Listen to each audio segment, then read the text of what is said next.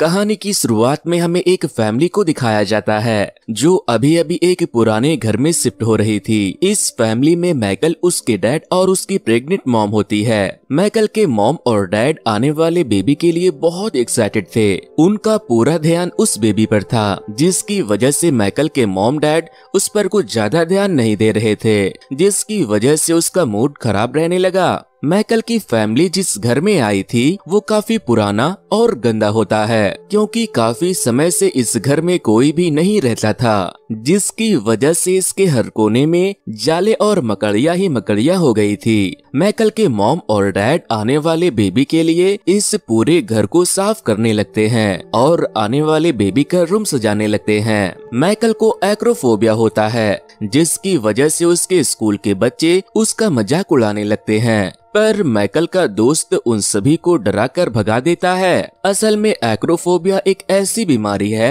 जिसकी वजह से लोगों को ऊंचाई से डर लगने लगता है। माइकल को पूल में ऊपर से नीचे कूदते हुए काफी डर लग रहा था और यही कारण था कि वो सभी लड़के माइकल का मजाक उड़ा रहे थे। अपने ऊंचाई के इस डर की वजह से माइकल किसी भी ऊंचे जगह पर नहीं जाता था। घर जाकर माइकल बाहर बैठकर कुछ खा रहा होता है, तभी उसकी नजर एक क्यूट से चूहे पर पड़ती है। चूहा माइकल को देखकर भागने लगता है। माइकल भी उसे देखकर उसके पीछे जाने लगता है। वो उस चूहे का पीछा करते हुए अपने घर के पीछे मौजूद एक शेड में चला जाता है, जहां हर तरफ बस धूल, मिट्टी और जाले ही लगे होते हैं। तभी माइकल को उस शेड में से एक अजीब सी आवाज आती है, जिसे सुनकर वो वहां से भाग जाता है और अपने घर जाकर ये बात अपनी मॉम को बताने की कोशिश करता है।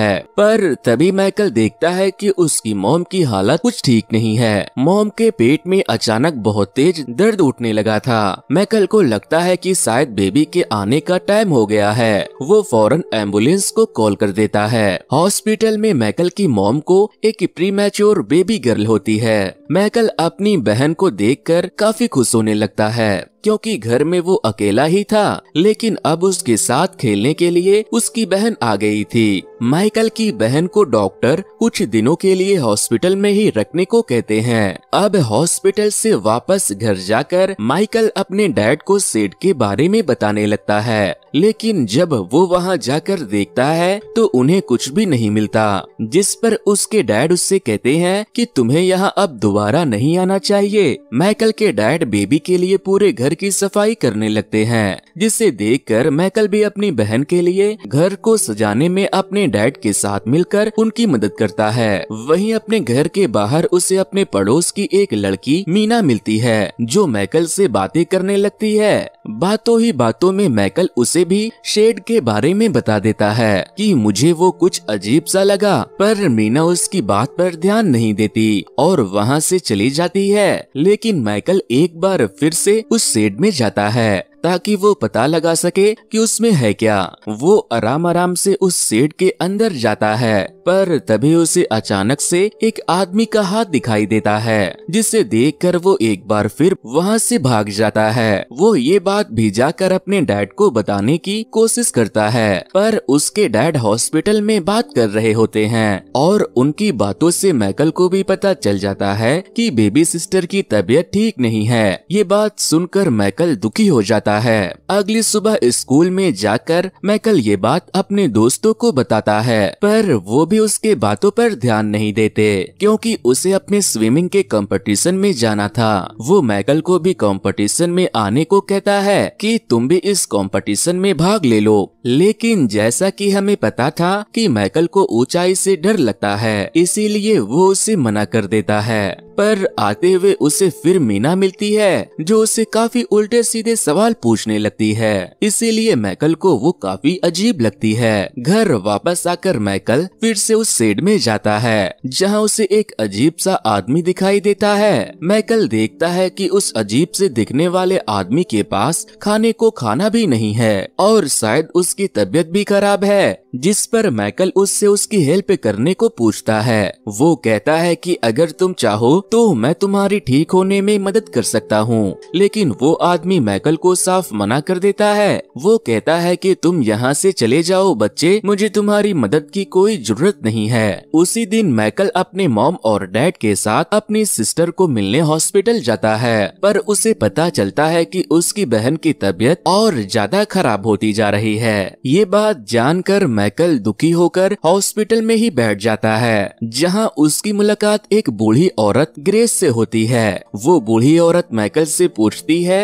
कि बेटे तुम इतने उदास क्यों हो, जिस पर माइकल उस बूढ़ी औरत ग्रेस को अपनी बहन के बारे में बताता है कि मेरी बहन बीमार है और ठीक नहीं हो रही, जिस पर ग्रेस माइकल को एक अंगूर देती है और कहती है कि चिंता मत करो, तुम्हारी बहन ठीक हो जाएगी। अब जब माइकल की मॉम उसकी बहन के पास हॉस्पिटल में थी तो माइकल और उसके डैड को बाहर से खाना मंगाना पड़ता है। तभी माइकल को ध्यान आता है कि उस शेड वाले आदमी के पास भी खाने के लिए खाना नहीं था, इसीलिए माइकल बचा हुआ खाना उस शेड वाले आदमी को देने के लिए चला जाता है। शुरुआत में वो आदमी खाने के लिए मना कर देता है, पर खाने को देखकर उसे रुका नहीं जाता और वो माइकल को लाए हुए खाने को बहुत मजे से खाने लगता है। तभी माइकल को उस आदमी के पीठ के पीछे कुछ अजीब सा उठा हुआ दिखता है और उसे उस जगह पर कई सारे पंखे भी पड़े हुए मिलते हैं। फिर जब माइकल हॉस्पिटल में वापस अपनी बहन से मिलने जाता है तो उसे फिर से वो बूढ़ी औरत ग्रेस मिलती है। अब की बार माइकल उसे शेड वाले अजीब से आदमी के बारे में सारी बात बता देता है कि वो बहुत बीमार है लेकिन बहुत अजीब भी है, जिस पर ग्रेस उसे फिर से एक अंगूर देती है और कहती है कि तुम्हें उस आदमी की हेल्प करनी चाहिए। कुछ दिनों के बाद माइकल की बहन को हॉस्पिटल से घर लाया जाता है, जिसकी वजह से माइकल बहुत खुश होता है। इसी खुशी में माइकल उस शेड वाले आदमी को भी कुछ खाना और दवाइयाँ देता है ताकि वो जल्दी से ठीक हो जाए और इस बेकार से जगह से निकल जाए। माइकल की मदद से वो आदमी अब धीरे धीरे ठीक होने लगा था, पर अभी तक माइकल ने अपने मॉम और डैड को उस आदमी के बारे में कुछ भी नहीं बताया था।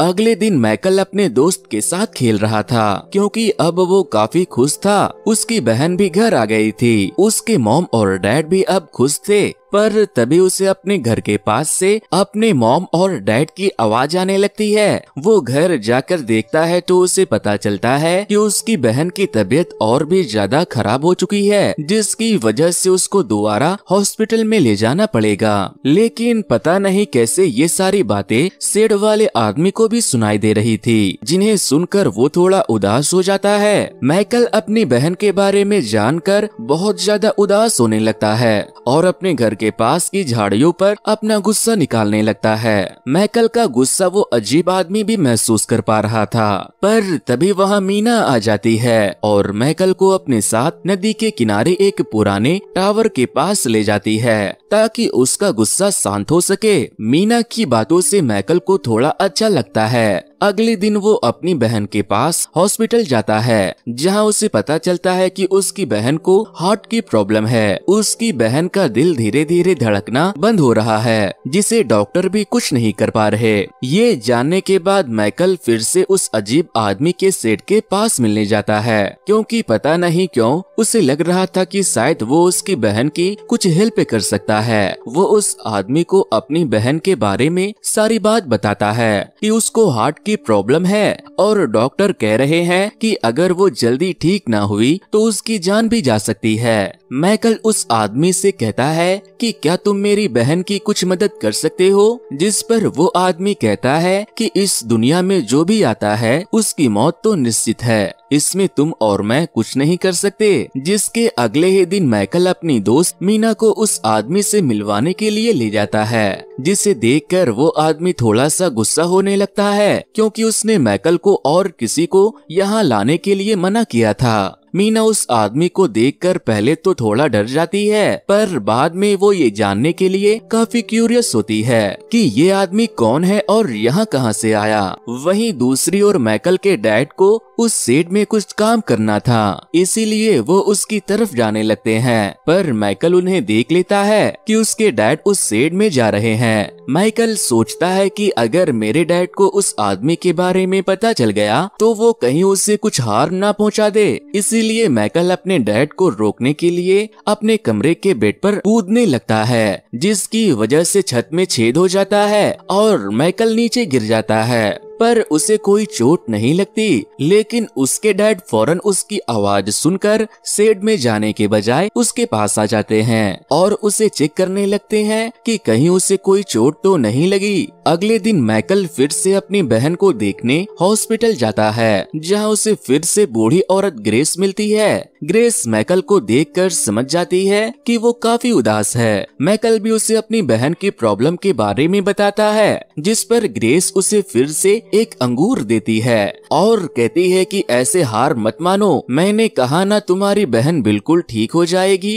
तभी डॉक्टर माइकल के मॉम और डैड को बताते हैं कि उनके पास उनकी बच्ची को बचाने का कोई इलाज नहीं है। ये बात माइकल भी सुन लेता है। माइकल के डैड घर जाकर गुस्से में उस शेड को जला देने के बारे में सोचते हैं, लेकिन माइकल उन्हें रोकने की कोशिश करने लगता है, पर वो नहीं रुकते।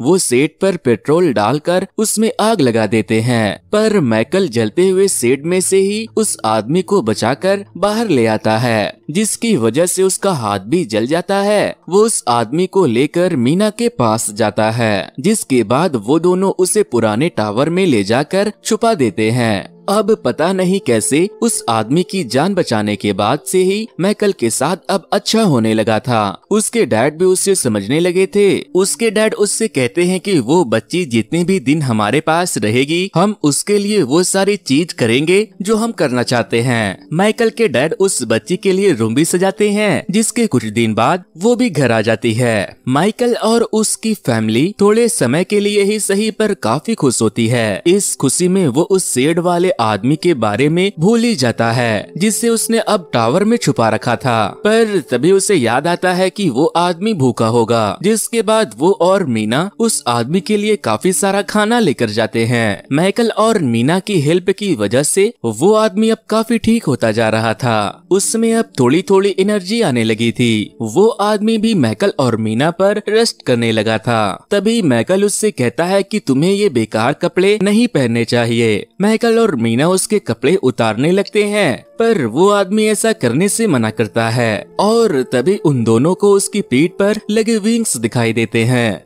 जिन्हें देखकर माइकल और मीना थोड़ा सा डर जाते हैं, पर उन्हें वो विंग्स बहुत पसंद आते हैं। वो उस आदमी से पूछते हैं कि तुम असल में कौन हो, जिस पर वो आदमी उन दोनों को बताता है मेरा नाम स्केलिंग है और मैं कोई इंसान नहीं, मैं एक क्रिएचर हूँ। मैं इस दुनिया में इंसानों के जन्म से भी बहुत पहले से रह रहा हूँ। ये सब बातें जानने के बाद माइकल और मीना उसे उठाकर नदी के किनारे ले जाते हैं। वो स्केलिंग को बिल्कुल साफ कर देते हैं। स्केलिंग भी धीरे धीरे अपनी पावर गेन कर रहा था।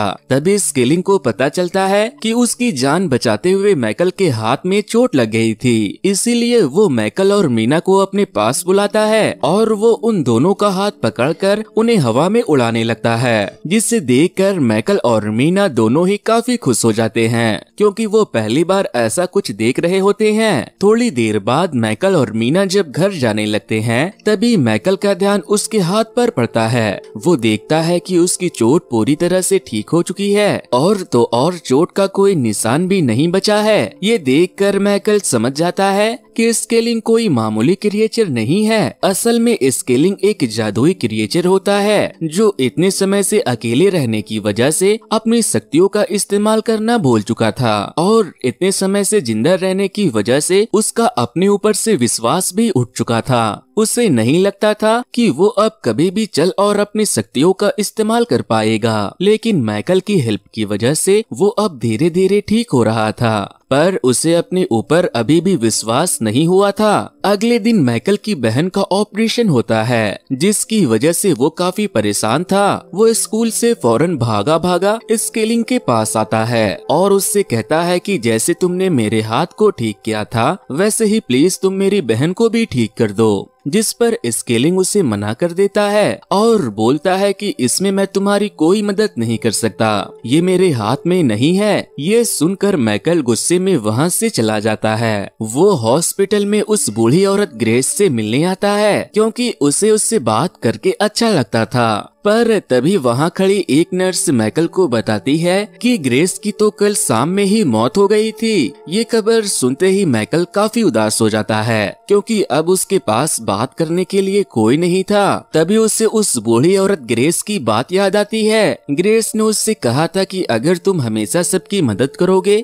तो गॉड और बाकी सब भी तुम्हारी मदद करेंगे।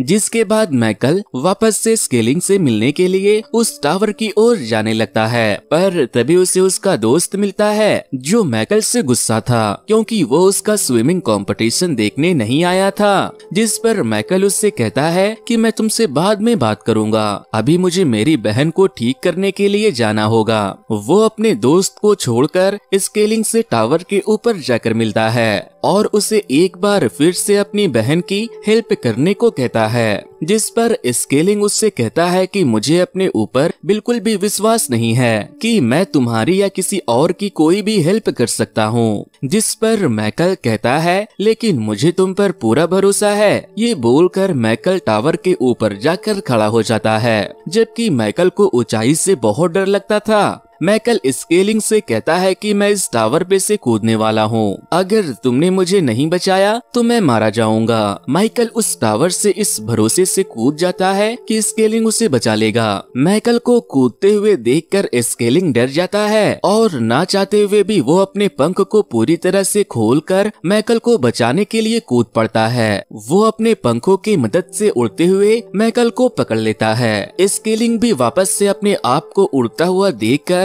काफी चौंक जाता है, क्योंकि वो एक अरसे के बाद उड़ रहा था। उसने तो इस चीज की होप ही छोड़ दी थी कि वो कभी उड़ भी पाएगा, लेकिन आज माइकल की वजह से उसे अपने ऊपर फिर से विश्वास होने लगा था कि वो इस दुनिया में अब कुछ भी कर सकता है। स्केलिंग और माइकल काफी देर तक उड़ते हुए आसमान में सुंदर बादलों को देखते हैं और हवा में उड़ते उड़ते माइकल को नींद आ जाती है। जिसके बाद स्केलिंग उसे एक सेफ जगह पर ले जाकर लेटा देता है और फिर हॉस्पिटल में जाकर माइकल की मॉम को अपनी शक्तियों की मदद से सुला देता है और माइकल की बहन को अपने हाथ में उठाकर अपनी शक्तियों की मदद से उसे ठीक करने लगता है। स्केलिंग के हाथ में आते ही वो बच्ची पूरी तरह से ठीक हो जाती है।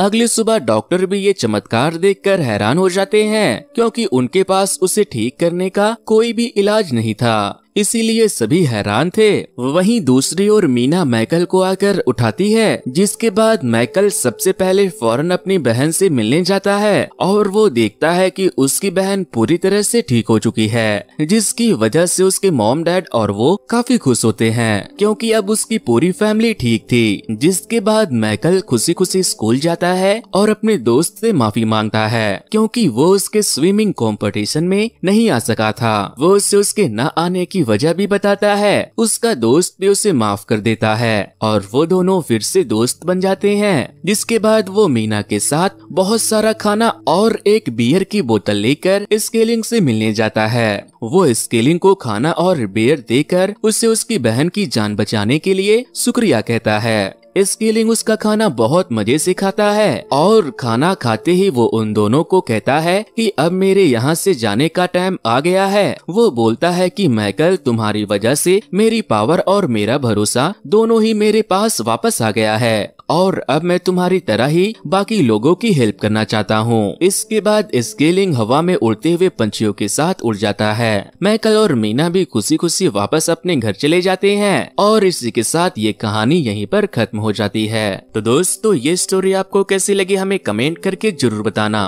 वैसे दोस्तों, कुछ दिनों पहले ही मैंने एक ऐसे ही मूवी की स्टोरी को एक्सप्लेन किया था। अगर आप लोगों ने उसे नहीं देखा तो वॉच नेक्स्ट पर क्लिक करके